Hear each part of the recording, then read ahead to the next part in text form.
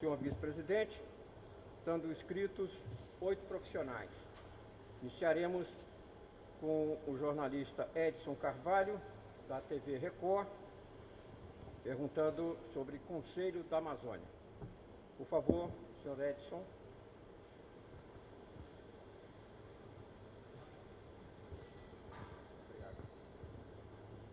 Bom dia, coronel. Bom dia a todos. Eu gostaria de saber o que muda no Conselho da Amazônia sem a participação dos governadores estaduais. Como é que a entidade vai poder dialogar com o executivo local sem a participação dos governadores? Bom dia. Tá. Bom dia, Edson. Bom dia a todas as nossas repórteres e os nossos repórteres que estão aqui presentes, os cinegrafistas e fotógrafos. A criação do Conselho da Amazônia, ela se deu no sentido de organizar as tarefas que o governo federal vem cumprindo em relação a essa região. Os mais diversos ministérios possuem políticas públicas voltadas, para a área da Amazônia. No entanto, ocorre uma certa falta de coordenação, a falta de controle, superposição de esforços, falta de uma informação única que flua de uma forma mais consistente, bem como um trabalho de inteligência que abasteça, todos os nossos ministérios e agências. Então foi essa a visão do presidente quando criou o Conselho, exatamente para integrar e coordenar os esforços do governo federal. No entanto, os governos estaduais, eles não estão de fora.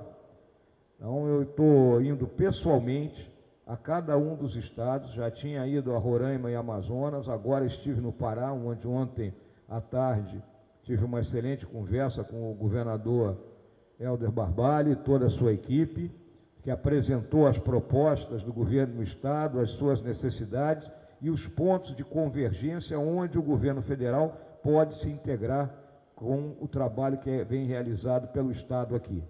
Porque não temos a mínima dúvida, se não houver essa junção dos esforços entre o que o governo federal realiza e o que os governos estaduais têm planejado, nós não vamos conseguir cumprir a nossa meta de proteger, preservar e desenvolver a Amazônia. E agora eu estou me dirigindo lá ao Amapá para conversar com o governador Valdir de Góes e na parte da tarde estarei no Maranhão para conversar com o governador Flávio Dino. Semana que vem eu vou ao Mato Grosso, Rondônia e Acre, e ficando como último estado aí o Tocantins. Em relação ainda ao Conselho, quando terminar esse périplo, porque ao mesmo tempo eu estou ouvindo cada um dos ministérios, para poder montar um arcabouço e um planejamento que realmente integre os esforços, no dia 25 de março nós vamos realizar a primeira reunião do Conselho, onde será apresentado o nosso plano com objetivos e metas a serem alcançadas. Mais alguma dúvida aí, Edson? Tá bem? Seguimos com a jornalista Carol Menezes, do Diário do Pará, com o tema funcionamento do Conselho Amazônico. Por favor. Bom dia, coronel. O senhor chegou a fazer uma declaração crítica sobre assumir o comando desse conselho, falando alguma coisa do tipo, para ver se agora funciona. Queria que o senhor explicasse como é que vai funcionar efetivamente esse conselho com a saída dos governadores. Por que essa declaração crítica nesse sentido? Vamos lembrar o seguinte, o conselho que havia foi criado em 1995 e nunca se reuniu. Não existe uma única ata, não existe nada. Foi algo daquelas coisas que muitas vezes ocorrem no nosso país e que ficam só no papel. A nossa visão do Conselho é que ele realmente seja propositivo, e realize tarefas que vão ao encontro das necessidades dentro daquelas 3 ações principais de proteger, preservar, desenvolver. Então, não é porque os governadores não estão sentados lá que eles não têm voz, muito pelo contrário, eles têm voz. Agora, a nossa finalidade precípua é integrar as políticas do governo federal. Só para que você tenha uma ideia, em termos de plataforma, de dados e de monitoramento, nós temos 3. Temos a do INPE, temos a do Sensipan, temos a da Polícia Federal. Então, é o tipo de coisa que tem recursos sendo dispendidos e os resultados são praticamente similares. Então, é algo que tem que ser integrado, né, e que as pessoas têm que entender, os ministros têm que entender que, apesar de informação ser poder, essa informação tem que ser compartilhada com todos aqueles que necessitam, né? Vamos colocar um dos principais problemas, que é a questão do ordenamento fundiário, né? Então, nós precisamos, por exemplo, nós temos 2 estados, como o Amapá e Roraima, que até hoje as terras não pertencem aos estados. Existe uma medida provisória que foi assinada pelo próprio senador Davi Alcolumbre, que até hoje não foi votada dentro do Congresso. Nós temos a medida provisória 910, que trata da regularização fundiária, que também ainda está sendo discutida dentro do Congresso. Então, o Conselho terá a tarefa de impulsionar, né, e fazer com que as coisas aconteçam. Tá bem? Seguimos com a pergunta da jornalista Nara, do SBT, também sobre a participação dos estados no Conselho da Amazônia. Por favor. Olá, bom dia. Gostaria de saber em relação a financiamento, até porque os estados, quando foi anunciada a decisão, né, da saída, eles falaram sobre até a busca independente de financiamento para as ações contra desmatamento. E há a ameaça, na verdade, declarações de representantes de outros países, como a Alemanha, de corte de investimentos se a gente não tiver a redução desses números alarmantes do desmatamento. Como é que vai ser essa dinâmica? Como é que vai se lidar com essa possibilidade de perda de verbas para esse controle do desmatamento, enfim, as ações ambientais? Muito obrigado, Ana. Vou fazer primeiro uma digressão a respeito da questão do desmatamento. Eu acho que todos vocês compreendem que existe desmatamento legal e ilegal, né? Dentro do nosso código, se você tem uma propriedade de 100 hectares, 20 hectares você pode explorar, ou seja, você pode desmatar, né? Os outros 80 hectares você tem que preservar. Então, isso é algo que tem que ser muito bem colocado, porque muitas vezes ocorre um desmatamento, mas ele é legal, né? O que nós temos que coibir é o desmatamento ilegal, ou seja, é aquele proprietário que avança em cima da parte da sua propriedade que ele não poderia trabalhar, ou aquele desmatamento que ocorre em áreas não permitidas, que são terras indígenas e áreas de proteção ambiental. Então, feito esse preâmbulo, né, nós temos que buscar o financiamento. Então, nós temos aí o Fundo Amazônia, nós não vamos negar o Fundo Amazônia, né? Agora, esses recursos, eles têm que ser investidos, né, aonde é necessário. Ontem foi um dos assuntos que eu tratei com o governador Helder Barbalho, ele foi muito claro nisso aí. Ele pretende até ele mesmo ter a criação de um fundo, né, voltado aqui para a Amazônia Oriental. Ele vem buscando, né, recursos para isso, e ele tem liberdade de ação, né, dentro dos limites que a Constituição estabelece, né, para os entes federados buscarem esse tipo de recurso. E óbvio que o governo federal ele tem que fazer o seu esforço para que as nações que desejam, né, colocar recursos no Brasil, o façam, e esse recurso seja direcionado exatamente para, como eu estou te dizendo, para aquelas atividades que são necessárias para nós. Então, exemplo, caso aqui no Pará, onde o governador criou uma força ambiental, que hoje ele tinha 10 elementos, ele quer passar para 100. Isso tem um custo, que pode ser, então, coberto pelo fundo dessa natureza. Ou temos que fazer o ordenamento territorial, que é algo prioritário, que nós também, então, podemos utilizar recursos vindo de fora, já que os nossos recursos não alcançam todas as nossas necessidades. Então, nós não vamos abandonar isso aí. Óbvio que existe a discussão, né, com os países, principalmente os países da União Europeia, existe uma discussão séria em relação aos créditos de carbono, a precificar isso aí, e na COP25, ano passado, lá em Madrid, terminou no impasse, né? E nós temos que avançar até, talvez, adiantando aqui dentro do país, né? Nós aqui dentro mesmo temos uma precificação, de modo que grandes empresas que são poluidoras, né, elas possam fazer a sua contrapartida com proprietários aqui na área amazônica, que mantenham a sua propriedade intocada e com isso recebam recurso. Então a pessoa terá que entender que vai valer muito mais ele ter a floresta em pé do que ter a floresta derrubada. Tá bem? Seguimos com a jornalista Larissa Nogurri, da Secretaria de Comunicação do Estado do Pará, a respeito das vantagens, repercussões da atuação do Conselho no Estado.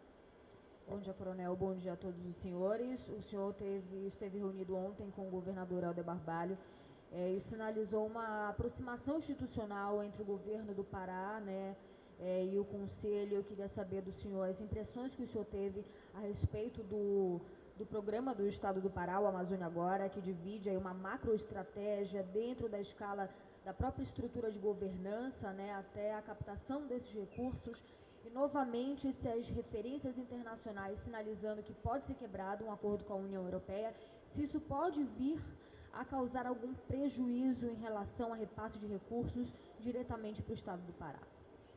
A apresentação que o governador Helder Barbalho fez ontem foi extremamente objetiva, né? E o planejamento feito pelo governo do Estado do Pará, que é esse do Plano Amazônia Agora, né, na minha opinião, está muito bem feito, porque ele abrange as vertentes, que são as vertentes, digamos assim, prioritárias, ou seja, ele fez uma seleção daquilo que realmente tem que ser atacado para que a gente desmistifique a questão de desmatamento, a questão de queimada e coloque muito claro o nosso compromisso com a preservação, não é, do bioma Amazônia, não é? E o governador colocou 3 pontos que são da integração entre o que é o trabalho do governo estadual e o trabalho do governo federal. Então ele coloca a integração entre a Secretaria de Meio Ambiente e o IBAMA, para que trabalhem juntos, não é?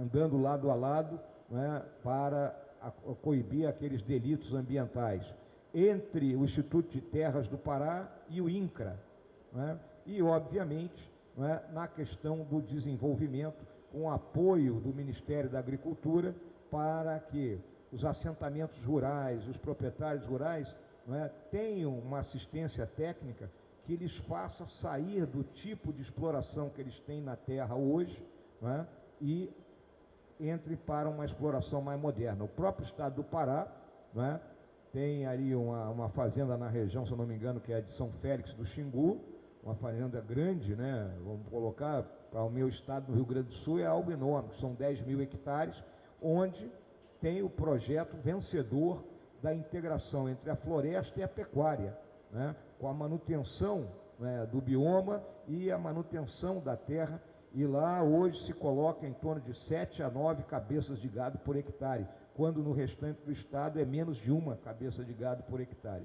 Então já existem, né, os projetos. O que ocorre é que nós temos que chegar àquelas regiões onde os produtores, onde os assentados ainda estão, né, trabalhando a terra de uma forma, digamos assim, desordenada.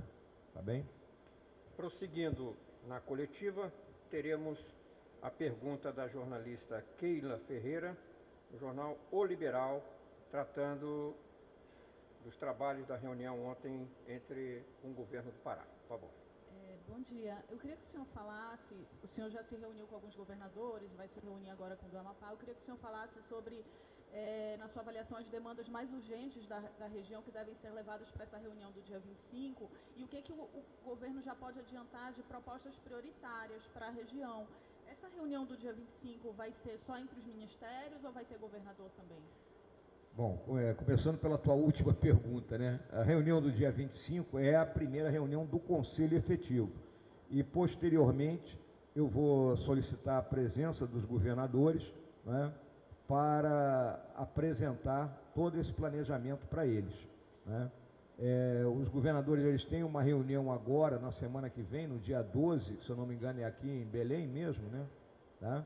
Mas eu ainda não estou com esse planejamento pronto para o dia 12. Então, eu toquei nesse assunto ontem com o governador Helder Barbalho.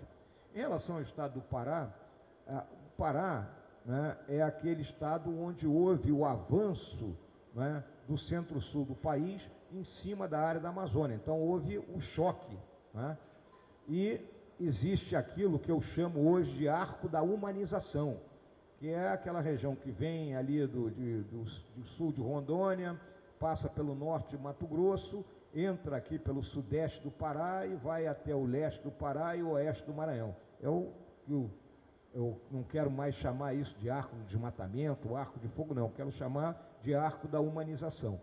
Então, aí estão concentrados 40% dos nossos problemas em relação a desmatamento ilegal.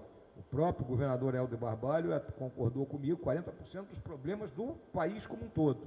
Então, se nós fizermos um ataque concentrado, não é, e coordenado das ações do governo federal com as ações do governo estadual nessa região, não é, que está muito marcada pelos eixos, não é, vamos olhar de oeste para leste ali, da BR-163, da BR-158, da BR-153, da PA-279, da BR-230, que é a Transamazônica. Então, esse quadrilátero, vamos colocar assim, é onde nós temos que atuar com mais vigor.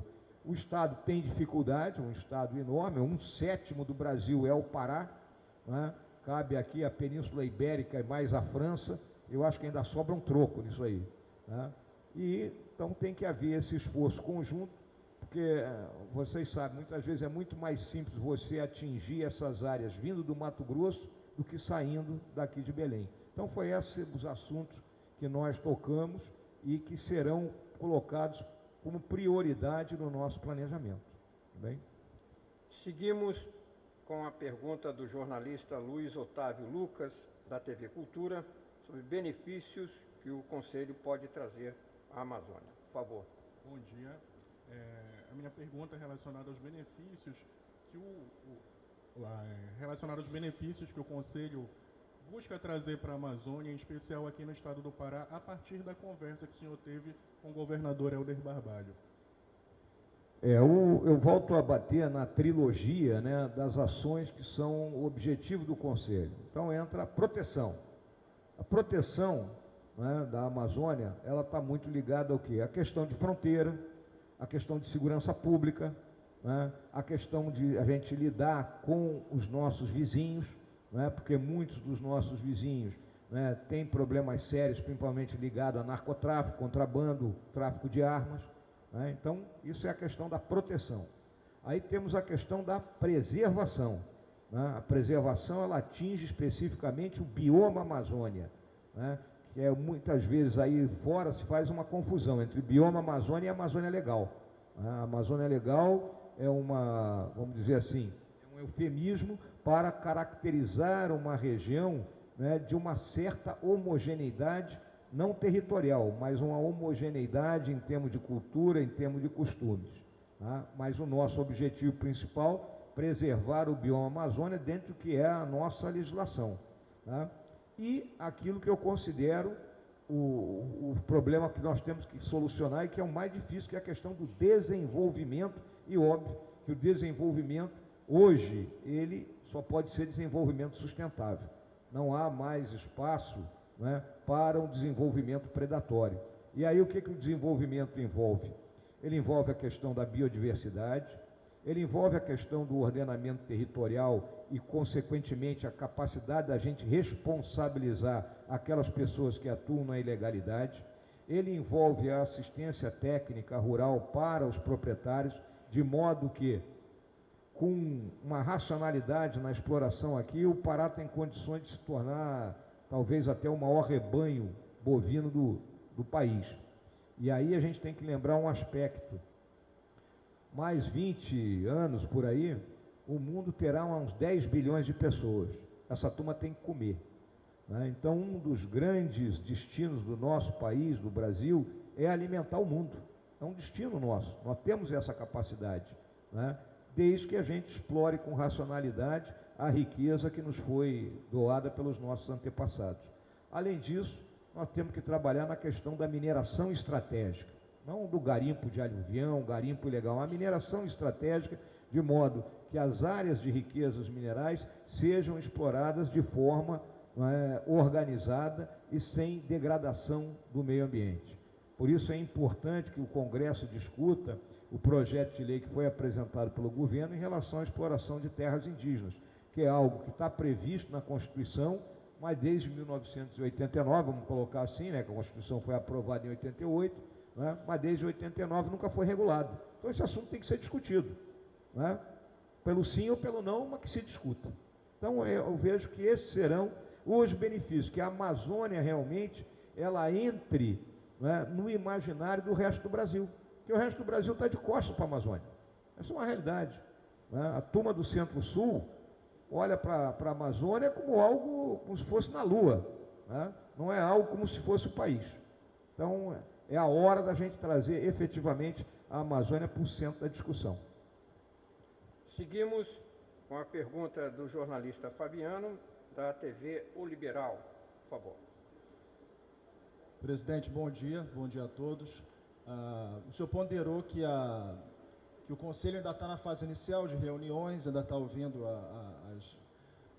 o que os governadores têm a propor, e também o senhor ponderou que existem esses eixos de preservar, proteger e desenvolver. Mas o que a gente vem percebendo de ação a curto prazo, de um problema de agora, é o combate ao desmatamento. O senhor sabe bem, os dados do INPE no ano passado revelaram um aumento de 30% no desmatamento, os dados do DT, que são de alerta, também estão apontando uma tendência de continuação do desmatamento esse ano.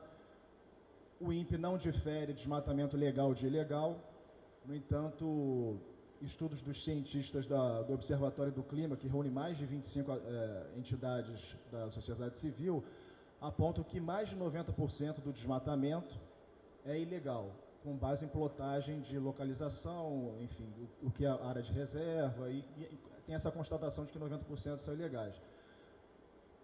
Até agora o Ministério do Meio Ambiente ainda não apresentou ao país um plano efetivo de combate ao desmatamento. E o senhor sabe também que o desmatamento está sendo motivo de preocupação internacional, principalmente dos investidores que condicionam o combate ao desmatamento aos investimentos no país. O senhor garante que o combate ao desmatamento vai ser a prioridade desse Conselho?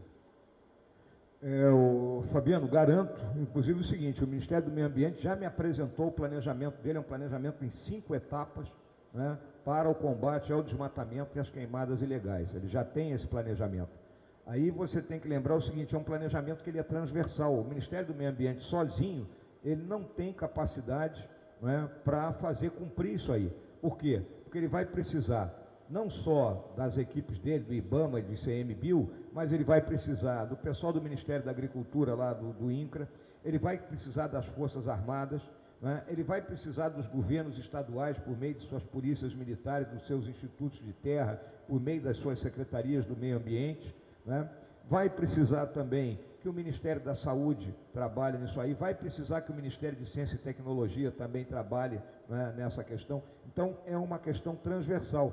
E foi isso exatamente que levou, aqui na reunião do Conselho de Governo, realizada no final de janeiro, o próprio ministro do Meio Ambiente, o Ricardo Salles, colocasse essa questão na mesa e ocasionou a decisão do presidente de criar o Conselho nos moldes como ele foi criado. Então, não tenha dúvida que é prioridade 1 a questão do combate ao desmatamento ilegal. Eu lembro o seguinte, o ano que mais se desmatou no Brasil, que é o topo, é 2004. Né? O ano do ministro do Meio Ambiente era a Marina Silva. A partir dali houve um esforço concentrado e houve um declínio do desmatamento até 2012, porque tinha o quê? Recurso. Porque vamos lembrar, combate dessa natureza requer recurso, você tem que botar muita gente no terreno. Tá? A partir de 2012, com o início da crise econômica, esses recursos começam a declinar e o desmatamento começa a ter um avanço até chegar a um novo pico, que foi aquele ocorrido no ano passado, mas mesmo assim, o do ano passado é muito abaixo da média histórica, não é, que nós temos. Aqui não estamos justificando nada, só estamos colocando em termos, não é, da curva histórica dessa questão do desmatamento. Não é? E aí, óbvio, que houve uma colocação, o culpado é o governo do presidente Bolsonaro, que está lavando as mãos e deixando que todo mundo saia derrubando a floresta. Não, não é dessa forma. Existe o compromisso sério do governo em respeitar aquilo que é o nosso código. Né? Nós temos o código mais avançado do mundo e não podemos ser criticados pelos demais países que já derrubaram tudo que podiam derrubar. Se você vai na Europa, você vai ver que até a margem do rio está tudo plantado. E aqui no Brasil é um código totalmente diferente, que busca preservar a nascente, vegetação ciliar, e sendo que aqui na Amazônia ele é bem mais draconiano.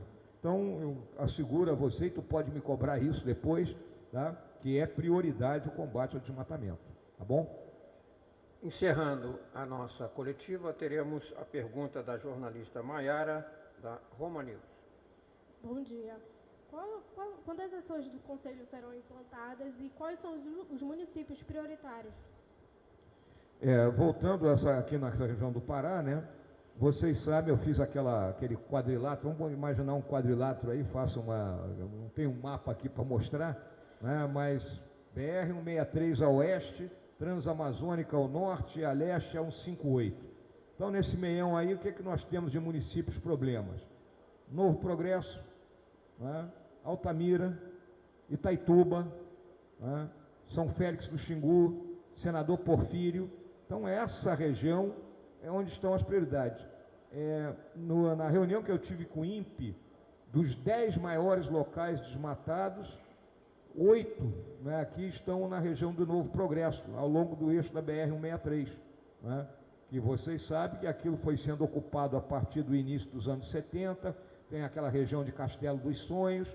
Então, são essas áreas que são prioritárias, e o próprio mapa que o governo aqui do estado do Pará colocou, né, ele tem um mapa colorido a respeito desses municípios problema, vamos colocar assim, também coincide com a nossa avaliação feita lá de Brasília, sem estar aqui no terreno. Então, é essa região onde nós temos que realmente, né, ter um olhar maior, e aí, tanto eu como o governador Helder Barbalho concordamos que, fazendo um ataque concentrado nessa área, nós retiramos 40% dos problemas que ocorrem no país no momento. Então, essa é a nossa prioridade.